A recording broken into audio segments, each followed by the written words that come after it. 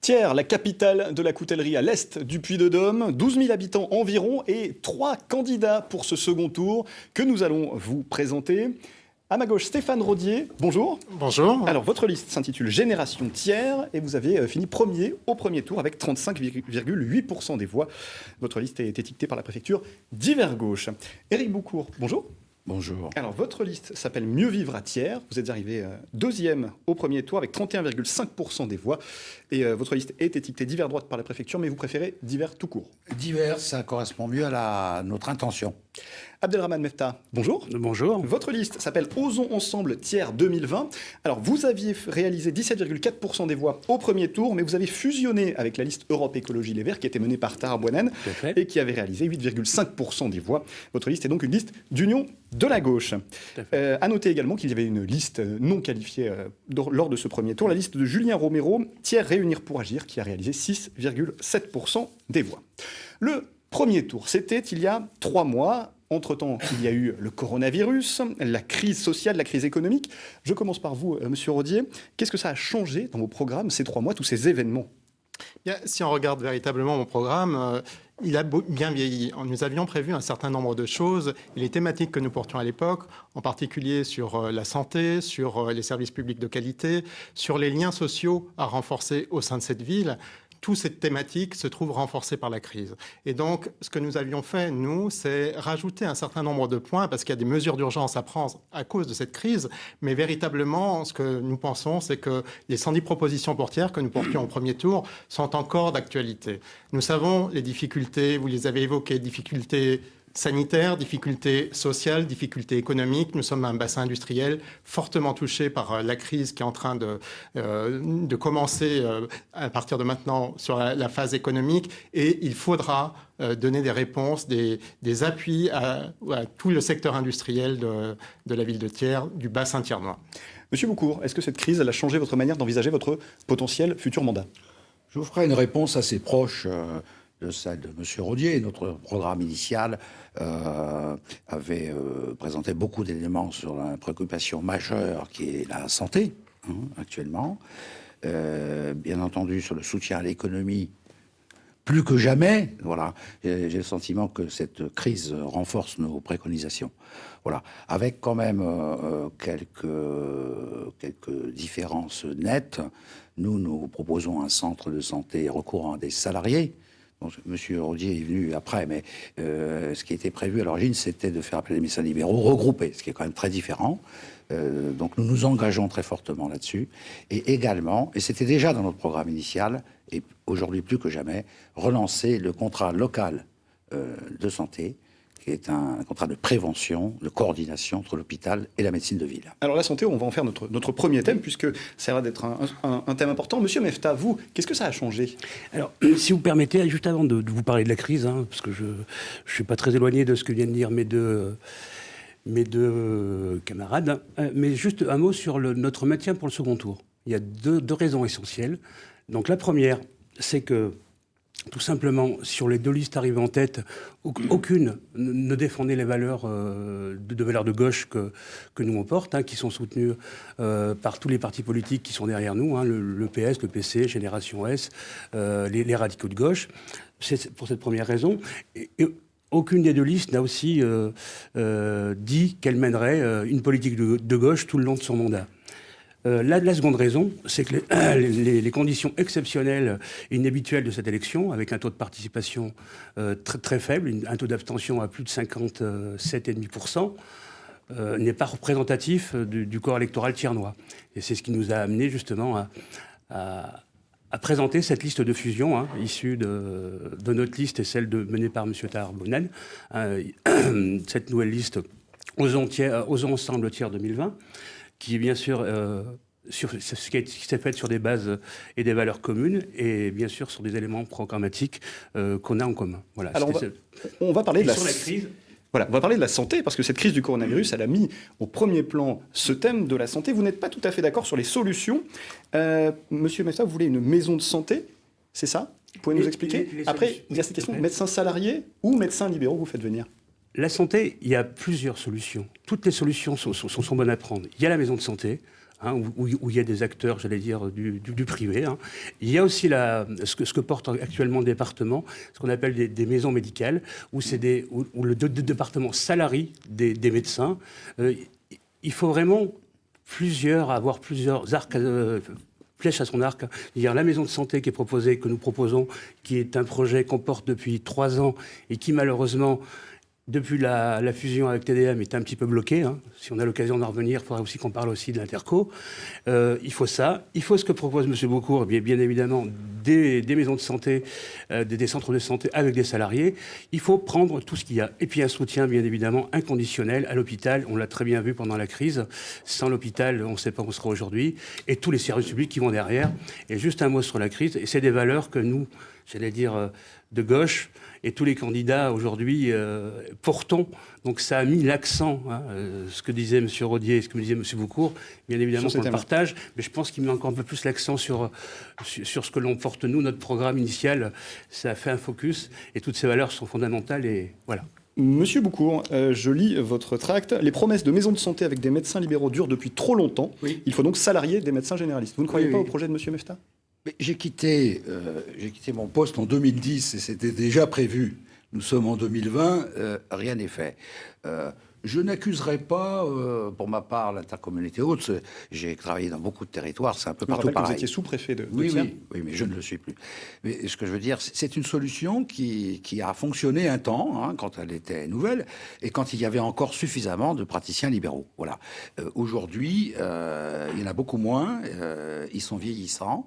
Et on n'en trouve pas suffisamment pour monter une maison de santé pluridisciplinaire. Il faut recourir à d'autres solutions. Je suis néanmoins d'accord sur le fait qu'il n'y a pas une solution unique.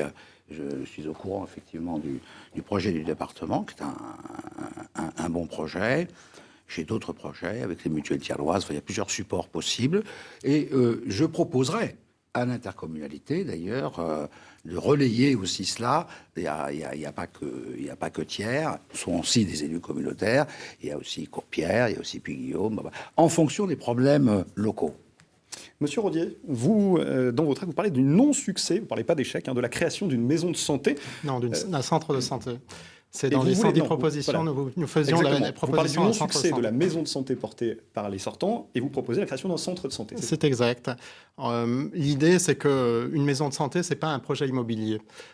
Et si la maison de santé n'est pas sortie de terre, à notre avis, c'est qu'on a commencé par les murs avant de commencer par le projet.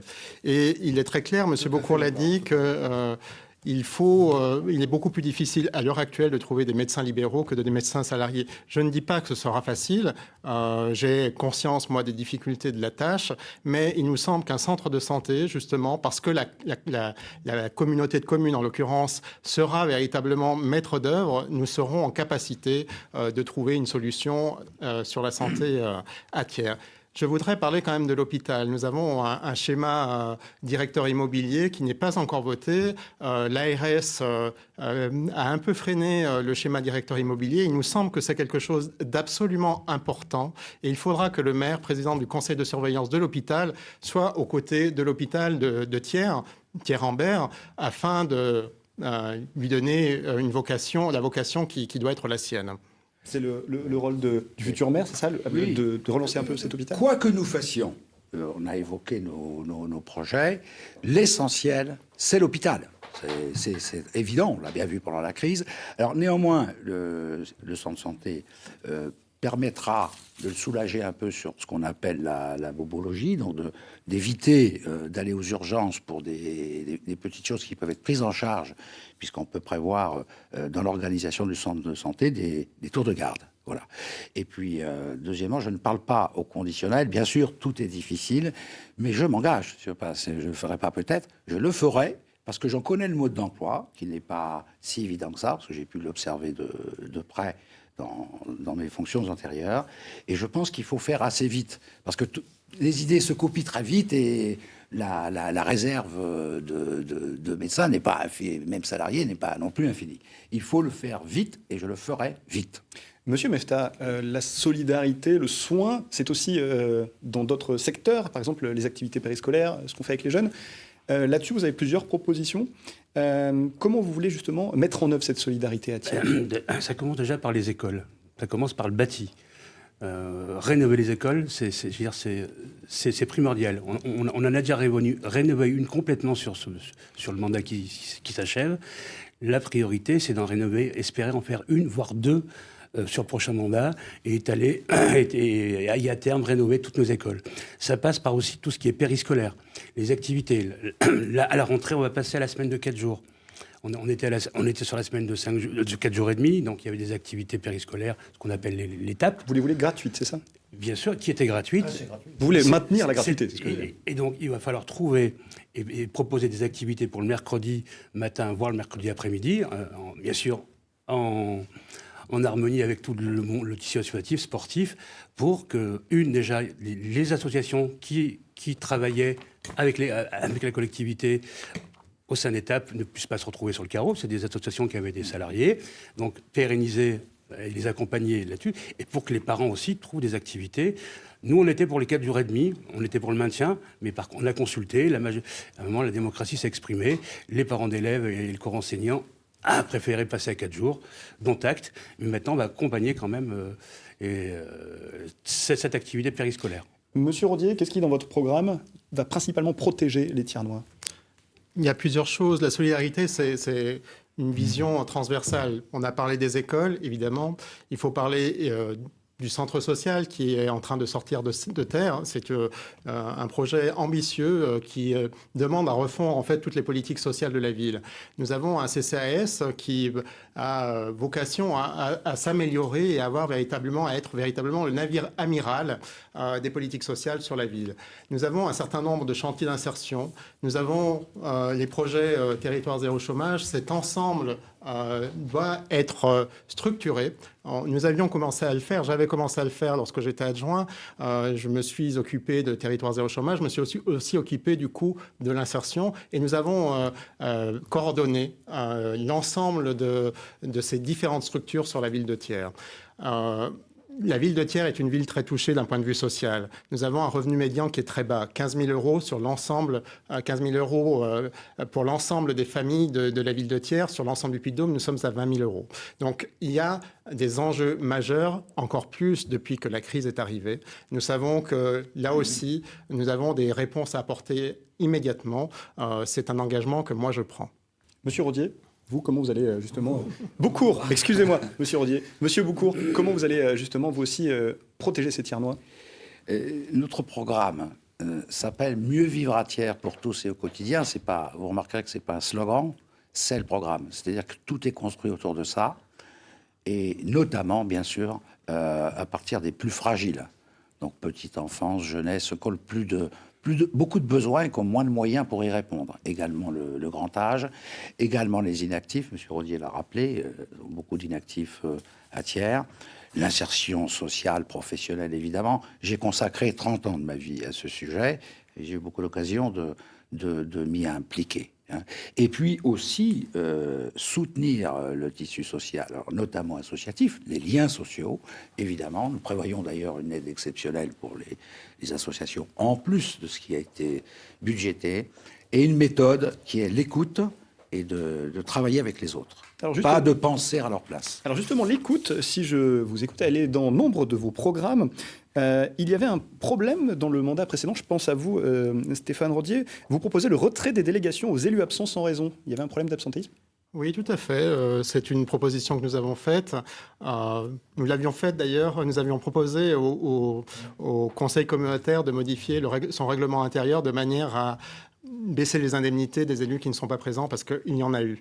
Et malheureusement, ils appartenaient à la ville de Thiers. Je sais que M. Mefta a repris cette mesure. Il propose de sanctionner les élus absents lui aussi. C'est pour ça que je vous pose cette question. Oui, c'est assez drôle puisqu'il a été celui qui a demandé au Conseil communautaire de ne pas aller sur cette voie-là. Donc maintenant... Excusez-moi, M. Rodier, qu'est-ce qui vous permet de dire ça? En bureau communautaire, M. Gouillon-Chenot était présent et vous avez demandé au Conseil communautaire de ne pas appliquer ce que le groupe Génération Thiers proposait. Ceci est un mensonge, monsieur Rodier. C'est vous qui mentez, là, monsieur. Excusez-moi. Et justement, pour un petit mot là-dessus, il ne vous a pas échappé, j'espère, que M. Claude Novotny n'est pas candidat. Voilà, juste Mais vous pour... faisiez partie de sa majorité. Comme M. Rodier autour de cette table. Voilà. La Donc, différence, c'est que moi, j'en suis sorti, M. Mefta. Oui, mais moi, quand je signe un engagement, M. Rodier, j'ai signé un engagement avec les Tiers Noirs en 2014, je le respecte, je respecte mon engagement jusqu'au bout. Je voudrais quand même qu'on parle de votre manière d'entendre les Tiernois, puisque c'est un peu le problème que j'avais soulevé. D'entendre les Tiernois. Comment on les entend, les Tiernois, quand on est à la mairie? Ah ben c'est très simple. Tout à l'heure, j'ai pas eu l'occasion de parler de la crise. Moi, voilà, la crise qu'on a vécue depuis 3 mois, moi, je l'ai vécue de l'intérieur. Et donc, et pour rebondir un petit peu sur ce que disait M. Rodier sur le CCAS, une des mesures fortes qu'il va falloir prendre pour justement protéger toutes ces personnes fragiles, c'est augmenter le budget du CCAS. C'est mettre des mesures d'urgence. C'est aider. On a mis rapidement une aide pour les commerçants et les entreprises en difficulté, qui vont l'être encore, j'imagine, de plus en plus. C'est au-delà de ça, la mesure d'urgence qu'on a mis en place à hauteur de 234 000 euros, 210 000 d'aides directes et indirectes, et 24 000 de mise au pot commun au fonds régional. On va demander son projet à M. Boucourt, parce qu'il faut que tout le monde puisse parler. Oui. Vous proposez, vous, par exemple, la désignation d'élus référents par quartier, par village. Là aussi, c'est un moyen de faire remonter les informations. D'abord, un état d'esprit, avoir l'humilité de ne pas prétendre faire le bonheur des autres malgré eux. Hein.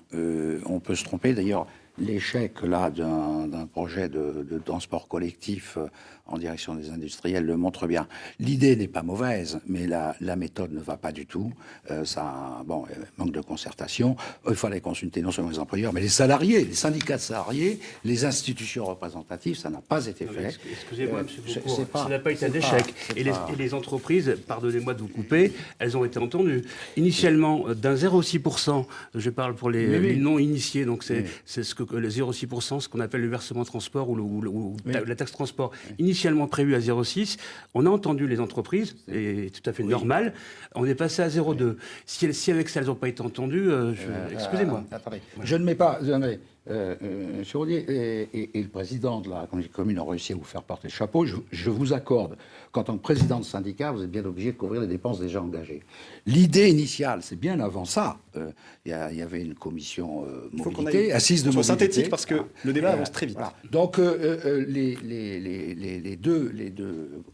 les deux candidats ici ont chacun leur part de responsabilité. Nous, ce que nous proposons, c'est la démocratie contributive. La mise en place d'une offre de transport en septembre, je l'assume totalement.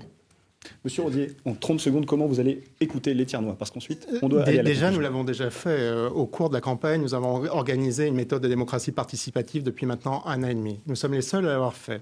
Et nous comptons la poursuivre si nous sommes élus, si les Tiernois nous choisissent après les élections. L'idée étant que, justement, nous soyons à l'écoute des Tiernoises et des Tiernois et non pas de le faire simplement une fois tous les 6 ans.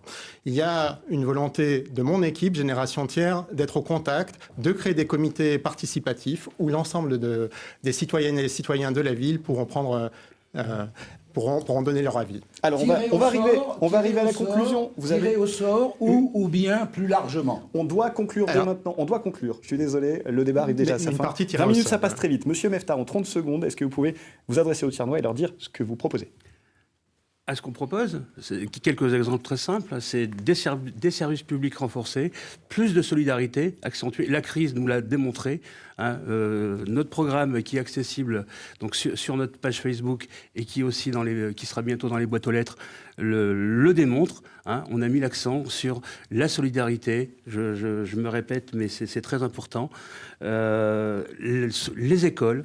Rénover les écoles. La cantine à 1 euro, ça fait aussi partie des priorités.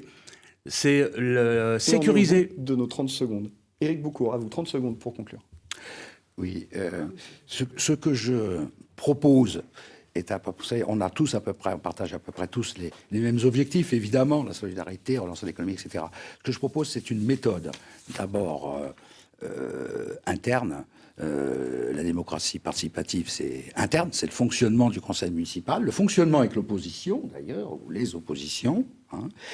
Et la deuxième raison de voter pour nous, c'est notre équipe, qui est d'une grande qualité, composée de 5 élus qui étaient en opposition sortant et fortement renouvelée par des personnes fiables. Pile à 30 secondes. Monsieur Rodier. Alors, lors du premier tour, les Tiernois ont montré leur préférence. Nous leur demandons, en fait, d'amplifier la vague du premier tour. Et ce que j'aurais à dire, c'est que Génération Tiers, c'est à la fois une équipe de gens capables et compétents, c'est un programme, les 110 propositions, c'est une méthode participative et ce sont des valeurs sur la justice sociale, sur le principe d'égalité, sur la laïcité et nous pensons les porter pour les 6 ans qui viennent. Merci, Monsieur Rodier. Merci, messieurs. Prochain débat de ces élections municipales. Lundi à 18h, on s'intéressera à la ville d'Aurillac. Tout de suite, votre journal régional à lundi.